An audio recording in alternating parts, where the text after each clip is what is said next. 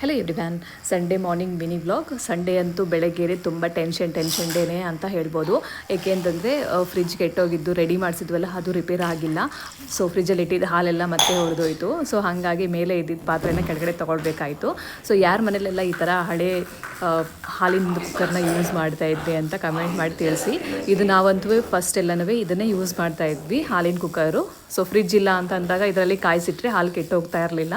So ಅದಕ್ಕೆ ಅದನ್ನೇ use ಮಾಡೋಣ ಅಂತ ಅಂದ್ಬಿಟ್ಟು ಇನ್ನು ಇದ್ದಿದ್ದು ಹಾಲನ್ನು ತಂದಿದ್ದ ಹಾಲು ವೇಸ್ಟ್ ಆಗಿಬಿಡುತ್ತೆ ಅಂತ ಸೊ ಇದನ್ನು ಮೇಲಿಂದ ತಗೊಂಡು ಅದನ್ನು ಯೂಸ್ ಮಾಡ್ತಾಯಿದ್ದೆ. ಸೊ ಇದನ್ನೆಲ್ಲನೂ ಹಳೆ ಕಾಲದಲ್ಲಿಂದನೂ ಅಷ್ಟೇ, ಫ್ರಿಜ್ ಎಲ್ಲ ಸ್ಟೋರ್ ಮಾಡೋಕ್ಕಿಲ್ಲ ಅಂತಂದಾಗ ಕುಕ್ಕರ್ನ ಯೂಸ್ ಮಾಡ್ತಾಯಿದ್ರು ತುಂಬ ಜನ. ಸೊ ಯಾರ ಮನೇಲೆಲ್ಲ ಇದೆ. ಸೊ ನಮ್ಮ ಮನೇಲಂತೂ ಇದು ಹಳೇದು ಮೇಲೆ ಹಾಕ್ಬಿಟ್ಟಿದ್ದೆ. ಸೊ ಇವಾಗ ನೆಸೆಸಿಟಿ ಇರೋದ್ರಿಂದ ತೊಗೊಂಡಿದ್ದಾಯಿತು. ಫ್ರಿಜ್ ರಿಪೇರಿ ಮಾಡೋರು ಮತ್ತು ಇವಾಗ ಫ್ರಿಜ್ನ ತೊಗೊಂಡೋಗಿ ರೆಡಿ ಮಾಡಿಸ್ಕೊಬರ್ತೀವಿ ಅಂತ ಹೇಳಿದ್ದಾರೆ.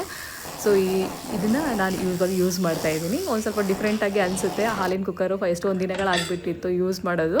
ಸೊ ಇವಾಗ ಮತ್ತೆ ಅದನ್ನೇ ಯೂಸ್ ಮಾಡ್ತಿದ್ದೀನಿ.